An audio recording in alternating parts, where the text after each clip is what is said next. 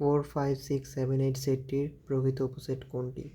এখন প্রকৃত উপসেট নির্ণয় করার জন্য আগে একটা জিনিস মনে রাখতে হবে যে এই সেটটির উপসেট কয়টি। এখন উপসেট হলো মূলত পাওয়ার সেট বোঝাচ্ছে, অর্থাৎ ধরি এটা হলো পি, তাহলে পি পি অফ এটা ধরি এ ইকুয়াল টু পি অফ এ।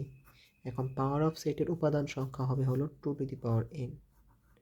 এখন প্রকৃত উপসেট বলতে বোঝানো হয়েছে যে এখানে যে সেট আছে সে সেটে 2n বসালে যে মান আসে, যেমন 32 আসলো, এখানে যদি 4 বসাই তাহলে এটা আসলে 32।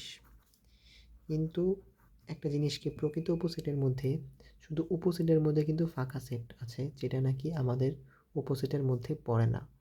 তাই মূলত এখানে একটি -1 দিতে হয়। তাহলে আমাদের সূত্র হবে হলো 2n - 1।